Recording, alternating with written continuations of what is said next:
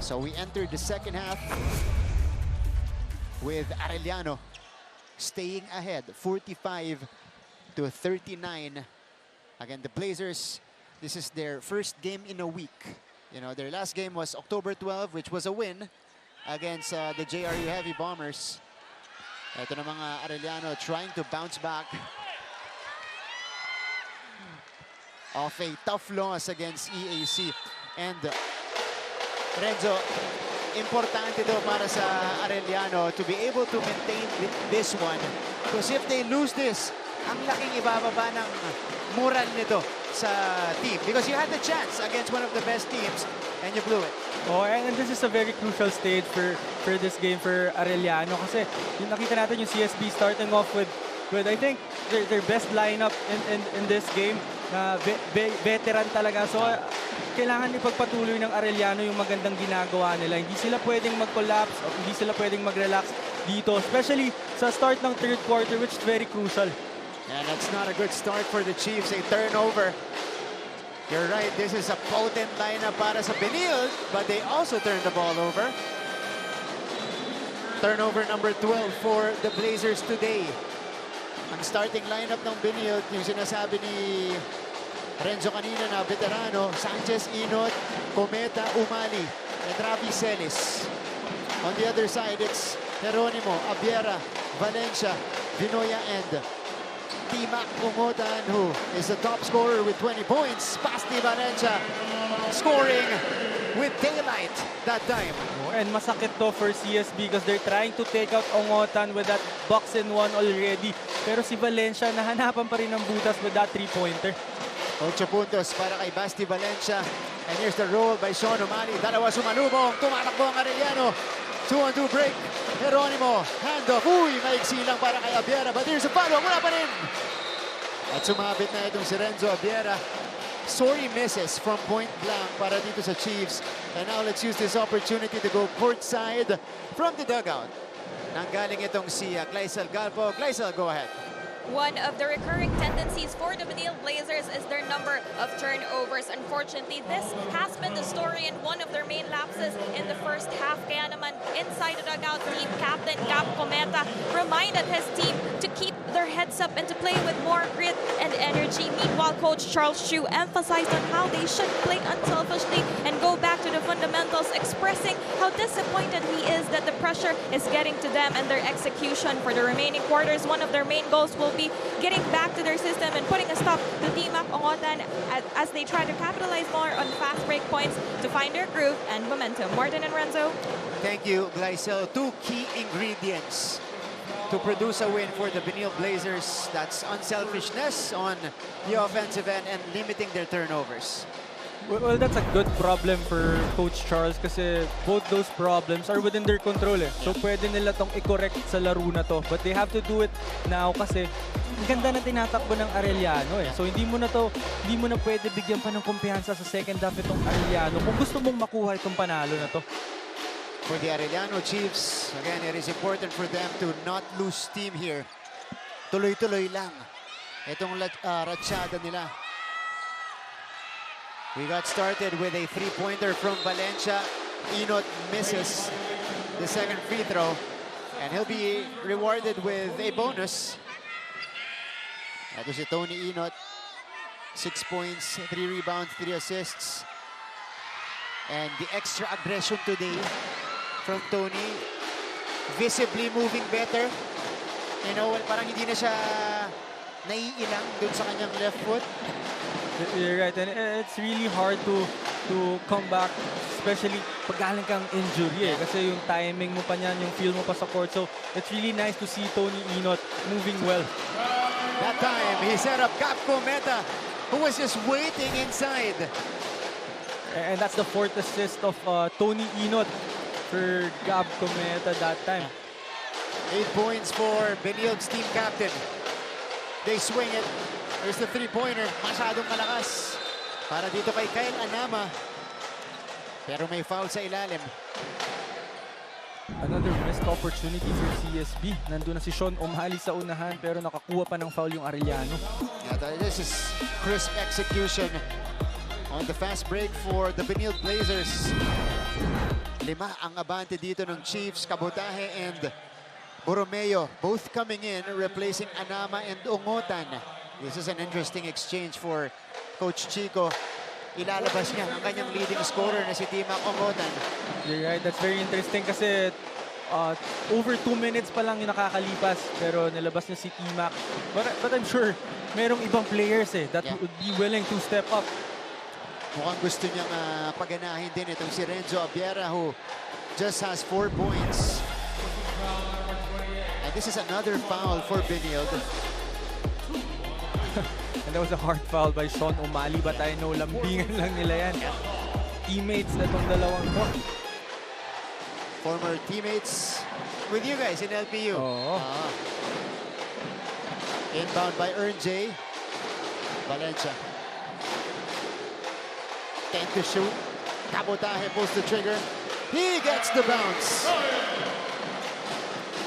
And that's a good shot by Kabutahe.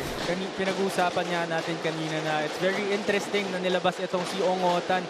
And one of the reasons why, as we see that 3-pointer by Tony Inot, I think the reason why nilabas itong si Ungotan is nagpa-box in 1 kasi itong Benilde.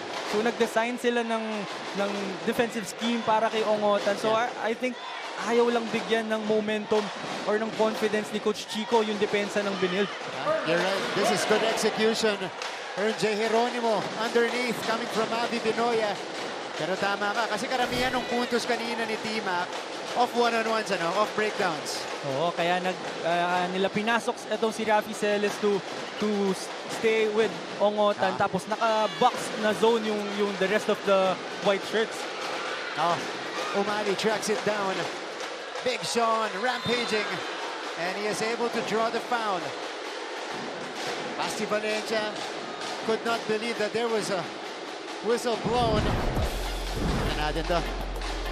Ito muna yung hanap, Nakawala. Nasa harap si Inot, nakawala si Geronimo.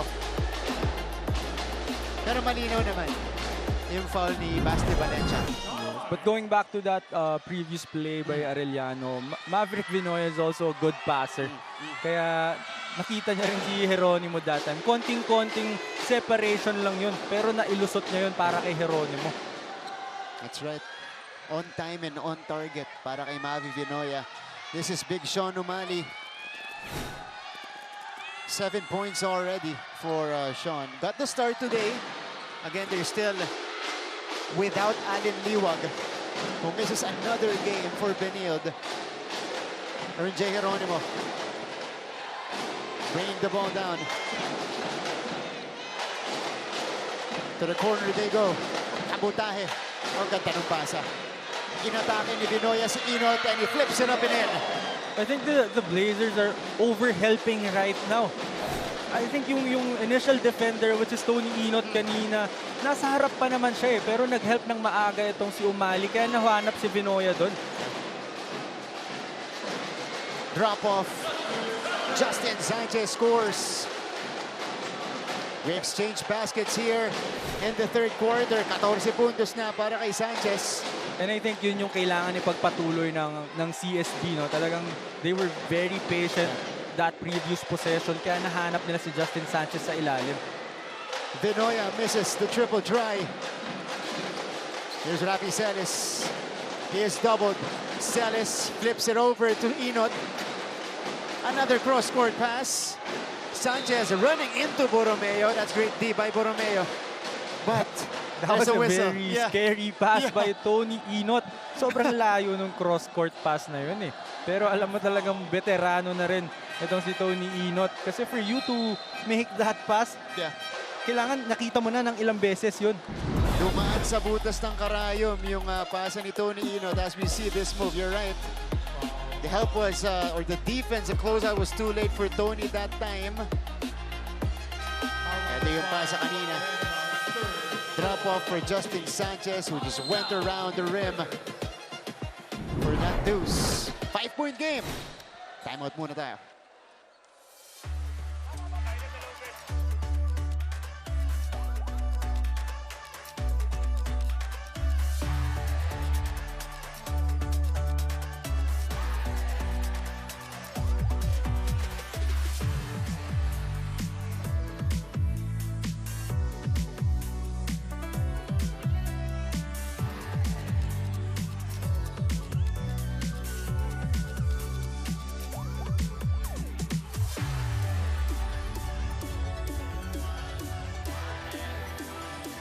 We resume our coverage.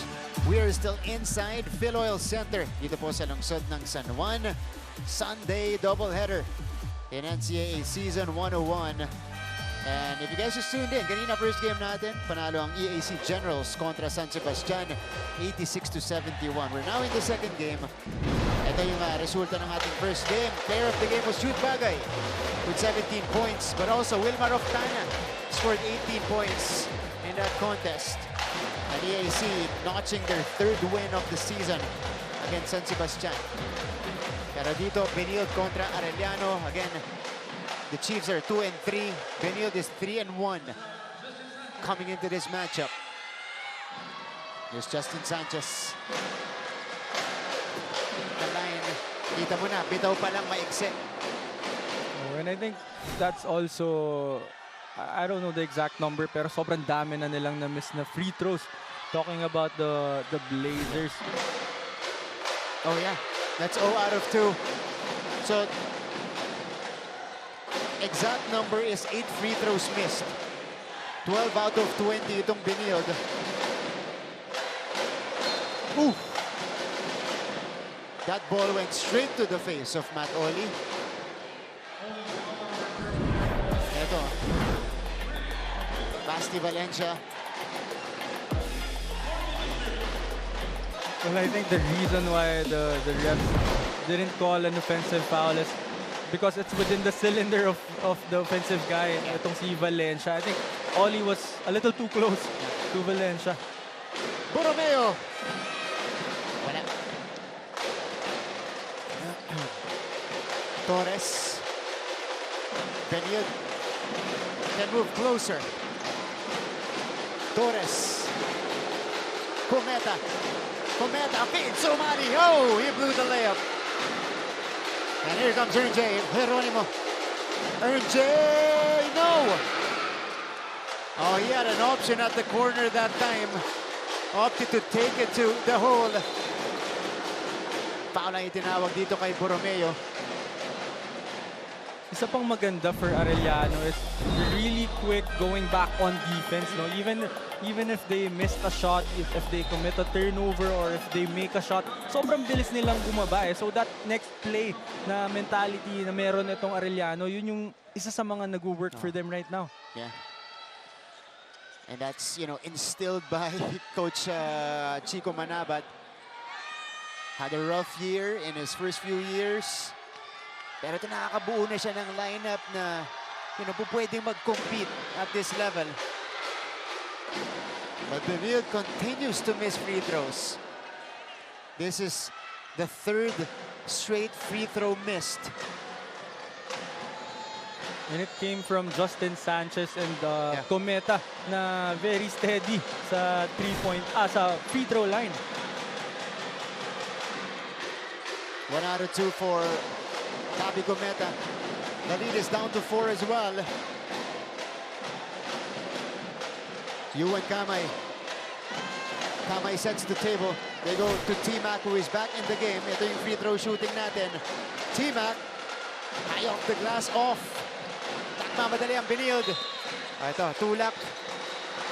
Counted and the foul for Gab Cometa.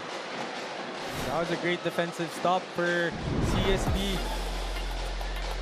And a great way to finish that fast break for Cometa. The foul was called on the push. Ito ni Abiera. And parang nakakuha ng boost doon si Cometa. Accelerating to the basket. And if you're going up against a guy like Cometa, which is a veteran guard already, hindi pwede yung mga ganong foul lang to try and stop him. Yeah. And he completes the three-point play. Benilde is back in it. Just down by 1. And Coach Chico wants to talk things over. He's seen enough. Naglaho na yung abante nila dito. Isa na lang. Timeout para sa kanila.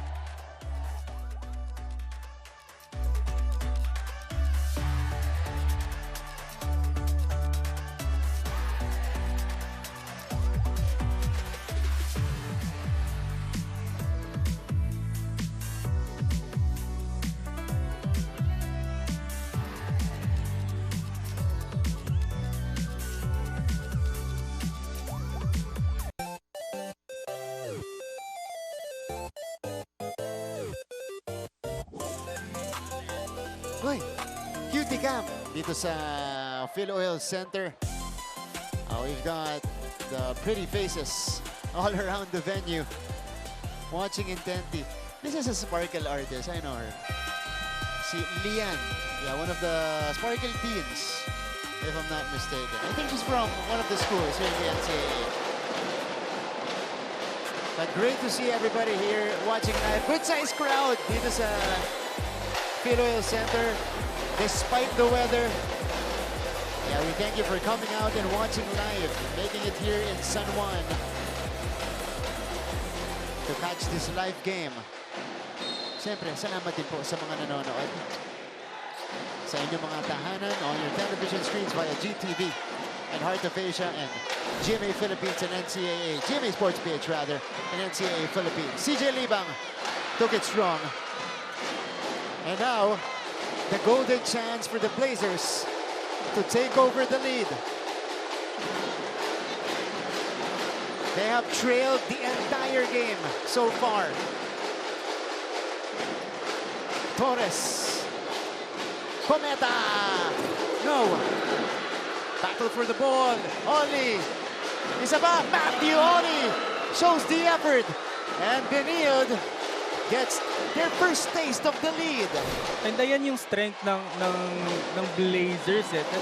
They really have to run their sets and just look for opportunities for them to score. And that time, nakakuha sila ng tira doon sa three-pointer ni Cometa off that set, pero sumablay. Pero yung offensive rebound na kaya nilang gawin because of their size, doon sila nakakuha ng puntos. You're right. Valencia had to heave. 2-on-1 break. Cometa. Sanchez. Ooh, wala. But there's a whistle. That was a great stop for Valencia. Yeah. That was 2 against 1. Eto, look at the effort by Matthew Odi. You're right. Just flying in for that putback. Off his own miss. Well, I think yun talaga yung kailangan ng CSB eh. Kasi once they run their sets, kahit magmintes sila, nasa possession yung mga big man nila to get that rebound. Eh. Yeah. And that time, yung tira ni Cometa na yun was a miss, pero si Sean O'Malley and si Justin Sanchez and Oli, nasa shaded area. That's why they got that offensive rebound.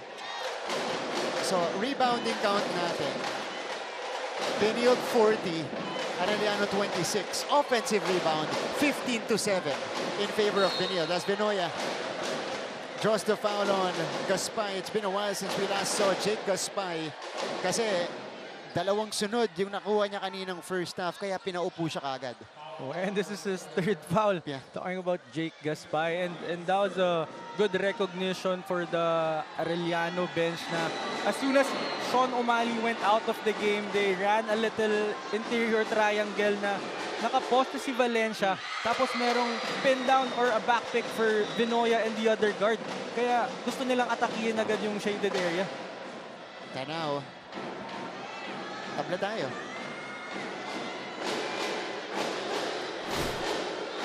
Second deadlock of the game. Oh no, we've had 2 deadlocks. Javi Benoya has a chance to break the tie. Pasok. They count it. And it's Benilde possession. So, only our second lead change. 2.5 to go sa ating third quarter. And this is very crucial for both teams kung paano nila tatapusin itong quarter na to. Kasi parang back to zero na to for both teams eh. For Arellano, they played very well for an entire half and for the first part of that third quarter. Pero nakahabol na itong CSB eh. So this is gonna be like a crucial ending for this third quarter. Kasi whoever gets the momentum na patapos itong third quarter, siya yung may momentum dun sa start ng fourth quarter na last quarter na eh. So, kung sino na yung matibay talaga. That's right. Gaspay off the drive. Jump ball. Possession arrow points to Arellano's way. Jake Gaspay took it strong against the smaller Ongotan, but could not get the hoop. And that's what they've been doing, talking about the Arellano Chiefs. No? They've ito yung pag-challenge ni Ongotan kay Gaspay na mas malaking mama sa kanya. Yun yung ginagawa nila ever since they nag-start itong laro natin na alam naman natin kung gaano ka-heavyweight itong CSB with the lineup that they have. Pero pumapalag lang itong Arellano. Yeah, no clean looks. Ang ibinibigay nitong Arellano Chiefs. That's Coach Charles Chu on your screens. You know, he's had a tougher job slightly to begin the season kasi kulang nga yung kanyang pyesa. Either with an injury or nagkakasakit. Yuan Kamay at the free throw line. And now, these are important free throws for Arellano. 1 out of 2. To the delight of the Arellano students in attendance. Balik na sa point guard itong si Jomel Ancheta. Rafi Celis picks up his dribble. Inside the last 2 minutes of the third, Ancheta with a spray. Oh, ganda ng setup. Wow, 3 seconds in the key. Called against Gaspay. Well, you can see the frustration on Tony Inot's face. Kasi napakaganda na nung galaw niya, nung sitwasyon na na-create niya. And nakita niya na meron ng libreng floater si Gaspay doon sa shaded area. Pero nag-fake pa si Gaspay. Inside, that's another foul. So, Arellano is actually playing this free throw game smarter than Benilde. Right, I agree. And they're really attacking that shaded area. Kasi na-recognize nila walang Sean O'Malley sa loob, walang rim protector. Tapos may 3 foul itong si Gaspay. So they can really attack that shaded area. Oo, kasi yun nawala sa Benilde ngayon. You know, liwag, O'Malley, lagi yung intimidation factor. Kumbaga, yung mga kalaban nila nagdadalawang isip, pumasok. Kasi most likely, mabablanka sila. Oo, kung hindi man masupalpal, mababago yung tira nila, which is a good defense already. That's right. Smaller lineup by Benilde, by the way, with Gaspay at the center and Morales now at the 4. And a 3-guard unit with Inot, Torres, and Ancheta. Yes, I think they're matching up with the lineup na meron din itong Arellano. Kasi past few defensive plays ng Arellano, they're just switching everything Kasi alam nila walang Sean O'Malley, so pwede nila i-switch lahat. So I think minatch up lang ni Coach Charles yung lineup ng Arellano. But they need to score. A minute and a half left in the third quarter. Si Borromeo yung pumipick up dito kay Torres. Inot against Ongotan. Shot clock reads 5. Inot with a cross. Inot flips it up and in. Tony with a couple of points, but quickly the other way. T-Mac. Basket and the foul. Well, that was a great attack by Tony Inot, recognizing the mismatch on that switch. But what about T-Mac Ongotan? Ito yung sinasabi ko kanina, there's nothing in between sa paglalaro nitong Arellano. After that defense, go offense agad There's nothing in between talagang nakashoot si Inot. Wala nang frustration, wala nang usap-usap, wala nang sorry sa bench. They just went to their offensive play. Kaya nakakuha ng end one si T-Mac Ongotan. And it's been like that. Look at that. The track down by Kamay. Umapak lang sa labas. Pero kanina pa nila ginagawa yan, Basket sa kabila. Sige, takbo kami. Hindi na nakapag-set up depensa ng Benilde.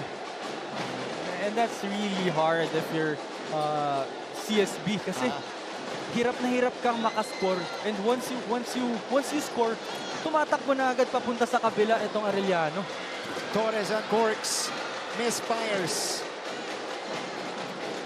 And here come the Chiefs with a 3-point lead. Again, he mentioned this is a crucial finish to the third. Kamay, yes! Recovering the basketball and able to score inside. Another broken play for Arellano, but yung hustle lang talaga nila sa bola. Yung kagustuhan nilang makuha yung bola, yun yung nag-work para sa kanila ngayon. Flip out. Morales short. Ancheta with the offensive board. 7-second difference between the clocks. And it is last touch on Borromeo. Ito, kamay the crossover. Had to go to Vinoya. Natapik. Nakuha niya ulit. And that was against 3 white shirts. Yun yung masakit for St. Benilde. 62-57. Game clock is dead, or shot clock is dead rather. Ancheta to trigger this one in. Final shot time of the third. It is with Ian Torres. Inot surveys, 4 to shoot. Ancheta for 3. Too strong. And that's how we will end the third quarter. Slight recovery at the tail end for the Arellano Chiefs. And they're back ahead by 5, 62-57. We are in for a great finish here inside the Phil Oil Center. Coming up next is the fourth quarter. With a 5-point lead. Good to have you with us. Martin Aguirre, Renzo Navarro, Kaisel Galpo, your broadcast team today. And now we begin the fourth frame. Ito, quarter scoring natin, Enzo. Dikitan nung third quarter. Benilde took over for a little bit, pero nakabawi ang Arellano. Tama ka dyan, no? Dikitan. Nakikita naman natin eh. Lamang lang every quarter itong Arellano, kaya meron silang kalamangan ngayon. They're just in control. I think ever since the start of the game, they've just been in control of what they want to do. Yeah. But that third quarter was the first quarter won by Benilde in this game. Valencia, the spy pulls it down. And this is going to be an important first 5 minutes of the fourth frame. Inside pass. Sanchez, yes! And that's the right thing to do if you're Gabby Cometa and Justin Sanchez. I know it's already an open three-pointer for Gabby Cometa, but Justin Sanchez, si Sanchez, mas sigurado yung dun sa ilalim. T-Mac! Pulls the trigger and knocks it down. What a way to answer. Itong si T-Mac Ongotan. Talagang every time na mag-a-attempt na gumawa ng run itong CSB, si Ongotan merong big shot na pamatay sunog talaga. 25 puntos para kay T-Mac Ongotan. Sanchez is in trouble. Inside pass to Gaspay, and he'll be fouled by Borromeo. And that gives us an opportunity to go courtside for a fourth quarter report. Nandito ulit si Kaisel Galpo. Yes, Martin, gaya nga ng nabanggit sa akin kanina itong si T-Mac Ongotan ay sanay na sanay raw ang kanilang kupunan sa up and down na laro, which is especially crucial in intense and close games like this one. In this final frame, Coach Chico Manabat and the rest of their coaching staff reminds them to stay composed even when the Blazers is making a run. Ani nga ni Coach Chico, may tendency sila na manggigil at magmadali, which they can't replicate in this game. Coach Chico echoed this in the huddle saying, control your emotions, we need executions. Will the Chief successfully take this one home? We'll find out in a while, but for now, balik sa inyo, Martin and Renzo. Thank you, Gleisel. 2 keys for Arellano, especially here in the end game, in the final quarter. Composure, which, well, they've had in a few games, pero hindi pa nila napupulido, and execution down the stretch. And that's a great reminder for Coach Chico Manabat kasi alam niya kung gaano kabata itong lineup niya. So it's easy to play well, especially kapag CSB yung kalaro mo na talagang nilulook up mo, but to close out a game, medyo mahirap yan eh. Kaya that's a good reminder from Coach Chico. And a shot clock violation forced by Benilde. So it goes the other way. But you're right, this is going to be crucial for Arellano, how they will close this game. Imagine you played 3 excellent quarters and then you fell apart in the fourth. Ayaw nila mangyari yan. Sometimes kasi for a team like CSB, minsan tatry lang nilang na nandun sila sa game, pero sa dulo dun sila biglang aarangkada eh. Ganyan kasi pag medyo veterano na yung team mo eh. So yun yung kailangan bantayan nitong Arellano, na hindi sila pwede mag-collapse, hindi sila pwede mag-relax dito sa part ng game na to. Look at Justin Sanchez. Feeds Gaspay for the bucket. And Benilde is within 4. RJ calling the shots now for the Chiefs. They go to their main man, Timac Ongotan. Timac fading away, difficult shot for Ongotan. Right, that's a tough shot for Ongotan.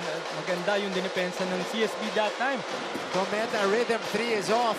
Oli out of nowhere, almost coming away with it. But it goes back to Arellano. Ito, yung atake ni Sanchez. Got the smaller defender, vacuum the defenders, and then fed it to Gaspay. Well, that's the right thing to do for Justin Sanchez kasi ang dami niyang na-attract. Tama yung term mo, vacuum. Kasi lahat talaga nung defender, lalapit na lang bigla sa bola kapag si Justin Sanchez yung may hawak. That's good unselfishness by Sanchez also to make the pass. And the Blazers, looking to inch closer. Okay, Coach Chico will call for a review. So he opts to use the challenge at this point. Si referee Harry Santos yung nakatoka dito sa replay monitor natin. Pero sabi kasi ni Tima, kumpiyansa siya eh. Well, that's a very close one and na-anticipate na ni Timac na i-reject yung ball screen. Kaya binabaan niya yung kamay niya for that crossover.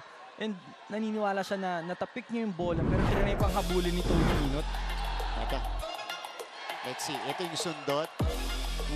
Okay. We can't see it from this angle. Let's see it from another one. Kasi doon, medyo nakatakip yung mga players natin.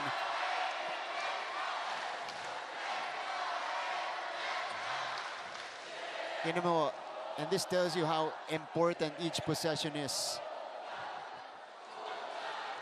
7 minutes pa, but they're calling for a review.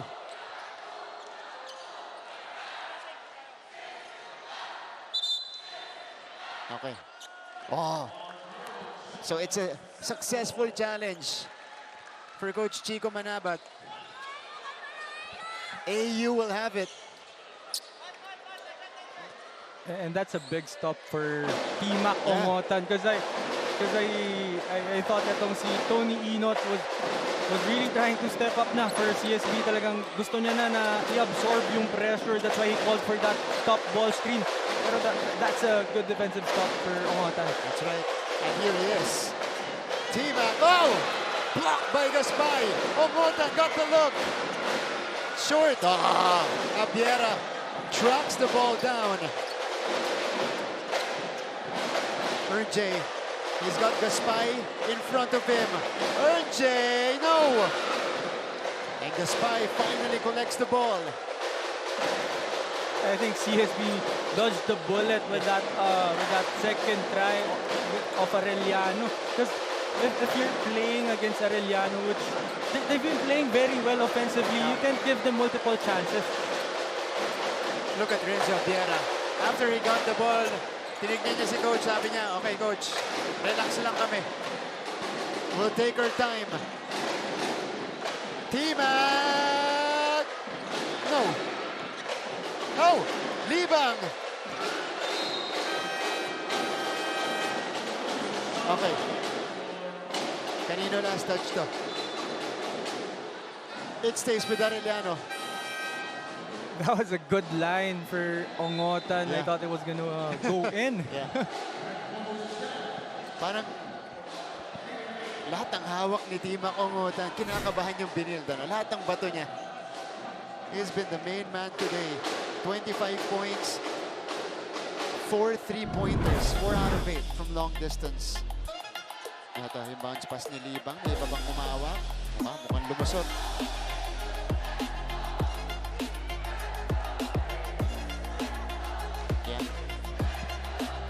I don't think Oli touched it. Did he?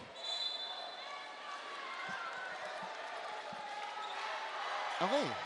But again, they got a better view. So, Arellano will maintain possession. Well, I'm just glad that we're not the referees. That's true. That's a very close call. Okay.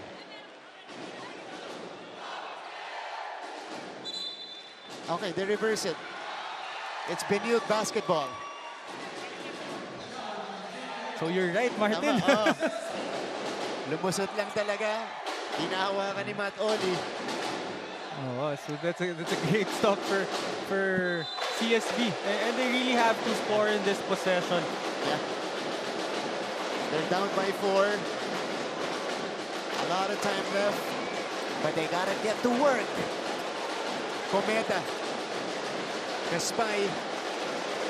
Ito na si Sean Umali. He's got libang on him. Oh, ganda ng basa ng Ungotan. Perfectly telegraphing that pass. Well, I think the pass was a little too early for Sean Umali kasi yung intention was good. Talagang may cut naman si Oli pero wala pa siya dun sa pwesto.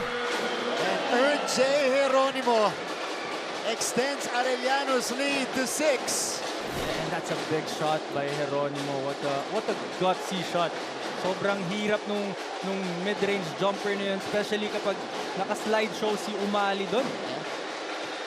Oh, Jake Gaspay with a quick answer. But Benilde cannot afford to exchange baskets with the Chiefs. Over halfway done in the 4th quarter. Geronimo. Venoya looking for Ungotan. Couldn't get it to him. Back to Mavi with 6 to shoot. Venoya.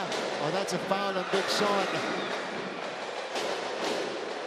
But that's only the first team foul on the Benilde Blazers. So they can afford it. Look at RJ Geronimo. Hasn't been the best day from the field for him, but he still has the confidence to shoot it. That's a smart move by Geronimo. Recognizing na late konti si Cometa so hahabol talaga. So yung pagtigil niya doon sa elbow, sumobra si Cometa. That's why he took that jump shot already. Ito ulit siya. Venoya. Oh, Gaspay with another block. Geronimo smothered. And Benilde takes the steal. Pimac breaks it up. That's great athleticism by Team Ungotan. Nagparkour pa dito sa sideboard natin. Wow, but Jake Gaspay with these closeouts. Ito. That's the second closeout block by Gaspay. Ungotan breaking it up. 63 to 67. It is with Ian Torres. He's going to facilitate now. He picks up his dribble. Torres has Libang on him. Torres, oh, couldn't score. That was a good defensive stop for Libang. Mismatch yun eh. Mas mabagal siya doon ng sobra. Pimac has the rock. Step back, another block, this time by Sean Umali. And Arellano has fallen in love with the three-point shot. Touch passing. Sean cuts the lead down to 2. And ito yung sinasabi ni Coach Chico na they still need to execute, talking about the Arellano Chiefs. Kasi ilang possession na yan na talagang they're just looking for those three-pointers, which is easy to take. Pero hindi yun yung mataas yung percentage. That's true. Traveling against Basti Valencia, so consecutive empty trips now for Arellano. And Benilde is taking advantage. Pitch ahead, Cometa quickly to Umali. And he cuts it down to a 1-possession game. Dami ba to? 3 and 16 remaining. Sanchez is back in the game for Benilde. Tony Inot bringing this one downhill. Inot. He gets it back. Hustle for the ball. It stays with the Blazers. to shoot for Benilde.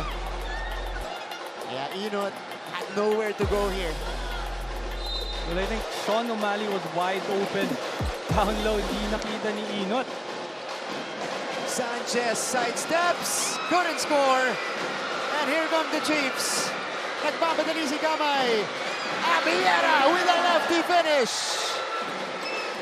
And again, after that defensive stop, right away, takbo agad sa opensa itong Arellano. And yun yung mahirap. For CSB, hindi ka niya binibigyan ng time para ma-frustrate, para mag-regroup. Talagang tumatakbo lang agad sila sa opensa. That's right.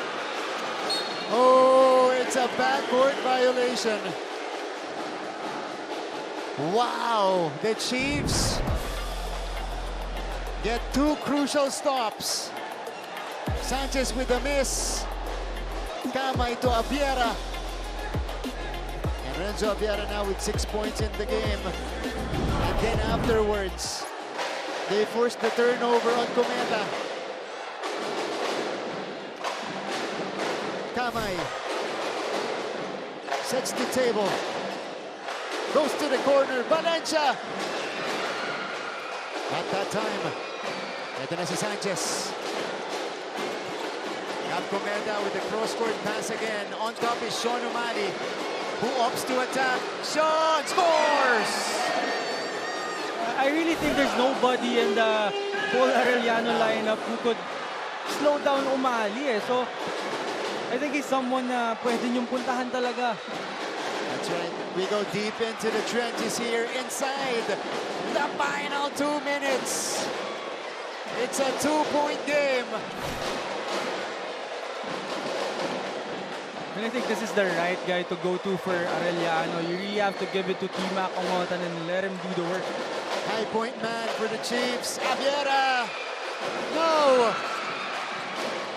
Off the front iron, but it stays with the Chiefs.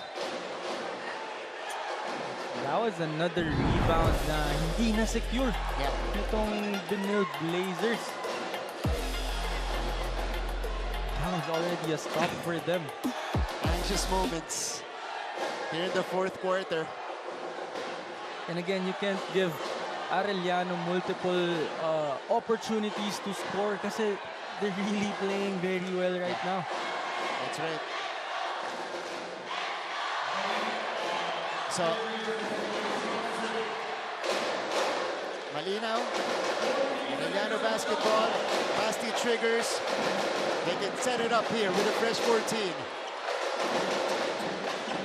Abiera has it. They go to Tima. Ongotan attacks. Ongotan! Oh! Doesn't get the bounce. And Benilde with a chance to tie or take the lead with a 3.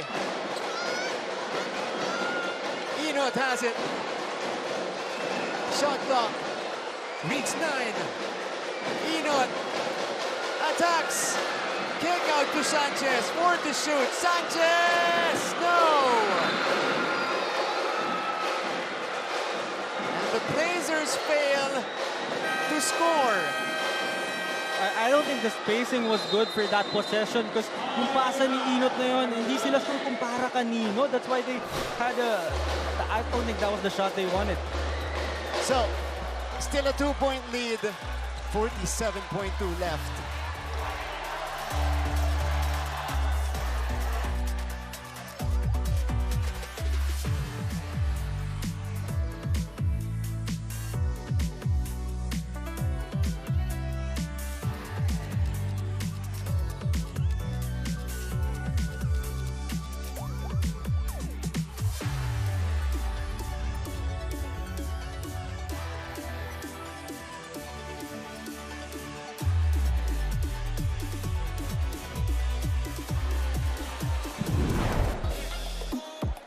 To the coverage. And this was the missed chance for the Benilde Blazers. Teka, ito muna yung atake. Downhill drive by Big Sean O'Malley that cut the lead down to 2. And then afterwards, it was Tony Inot who attacked. Sent it out to Sanchez, who had to reconfigure to get the shot off. Well, I think Sanchez and Cometa were a little confused kung kanino ba talaga yung pasa. Yeah. Kaya nawala sa rhythm itong si Justin Sanchez for that three-pointer. Crucial stop for the Arellano Chiefs. Hold on. Do we have another timeout? Oh, ito yung atake kanina. Enzo ni Inot Sanchez. Tough catch. And left it short ultimately on the shot. Right, the pass was a little bit off to the left. Kaya kailangan pang gumalaw ni Sanchez. And nakaset na yung paa niya for a three-pointer eh. So, the Blazers will put on the pressure right here at the backcourt.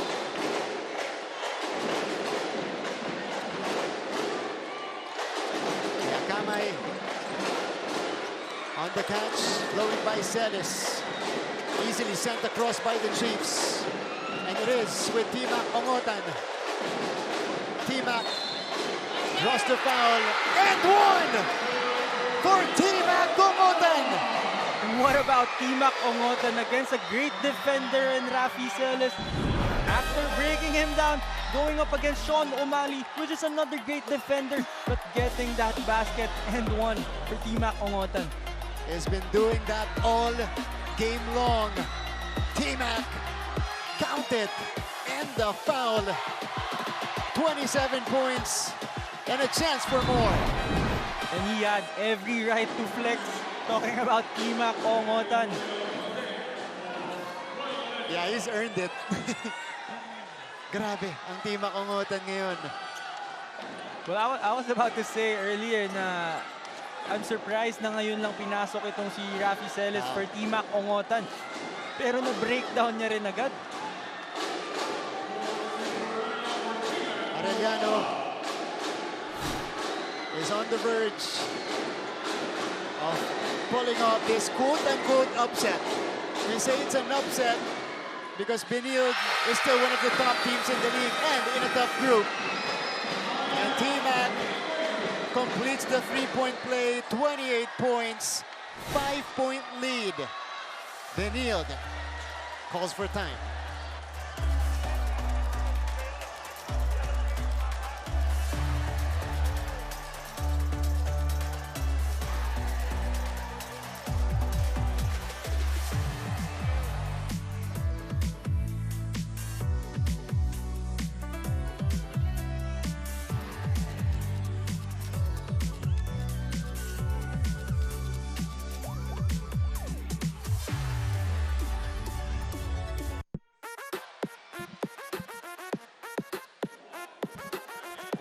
Okay, kailangan natin mag-relax. Tropa ka muna tayo. Kasi makapigil hininga yung laro natin ngayon. Benilde versus Arellano. And it's good seeing all of the friendships sa loob ng Benilde. It's family day, but they're with their friends. All-out support for their teams. 67-72. Benilde with one timeout remaining. They need to score and they need to score quick. Ito si Cometa. And that's a foul to give for Arellano. I think they could use that situation on their favor. Yeah. Na pag meron ng paatake, they could give up a foul. Kasi wala pa naman sila sa penalty. Wala pa. Only the second team foul against the Arellano Chiefs. Ito marere-rewardan yung discipline nila pagdating sa fouling. Oh, it's a turnover! Almost at least. But that was not the best pass for Benilde of the inbound. Well, I don't know why Maverick Vinoya tried to save it. Yeah, Because I think it was on the way out already. that's true. Could have been their possession, no? Pero yun naman yung hustle na meron itong Arellano Chiefs. Talagang hindi sila tumitigil. No. really doing a great job denying all the receivers. Inot against Kamay. Look at the pesky defense of Kamay.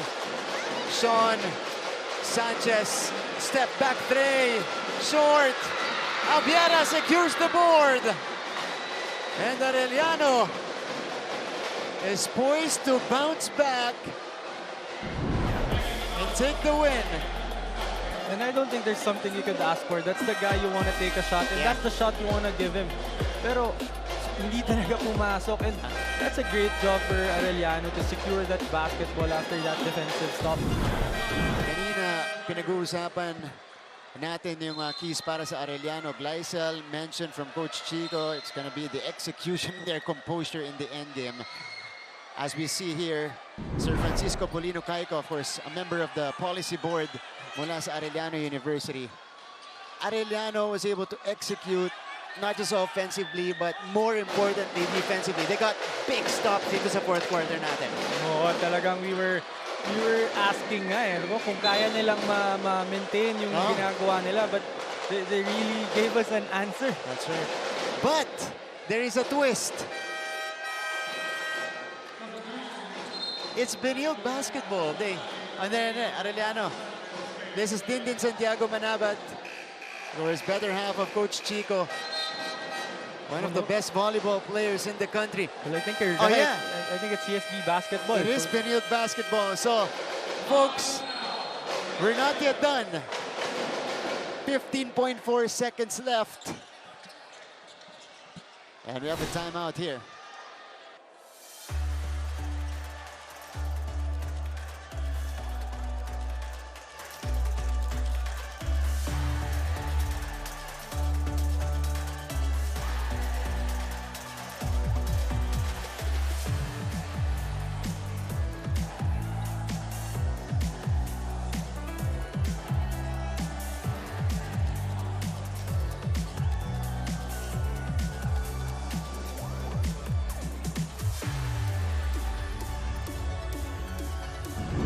Okay, ito po ang schedule ng Arellano Chiefs. So, right now it's happening against Benilde. They are 2-3. They're trying to climb up 3-3 dyan sa ating team standings. Pero yung, apat na sunod nila, bigat. Oh, and on the top of the coverage, we were talking about it na yung mga talo nitong Arellano, I think winnable for them So, they've been dito sa standings, dito sa past games, parang up and down sila pero they're really playing well. They've been shocking everyone with how well they're playing. Especially right now, lamang sila ng 5 with 15 seconds left against CSB Blazers. Pero may chance pa. Itong Benilde. They got the turnover. And now they will have another chance to trim the lead. Sanchez is the trigger guy. Sanchez. They need to take it. Umali with a heave. Off to the right. Isaba. And Abiera tracks it down. And the Arellano Chiefs complete a big win over the Benilde Blazers. Well, I'm still speechless because I really can't believe what happened right in front of us. It was a well-played game for Arellano ever since the start of the game. CSB Blazers try to come back, which I think they've done pretty well naman. Pero it was just Arellano and Timac Ongotan. It was just too much for CSB Blazers this afternoon. 28-point explosion by Timac Ongotan today. Wala ka nang masasabi sa performance niya. Offensively, he did everything. 3-point shots, drives, and even taking a crucial basket. And now we go to the school hymn of the Chiefs.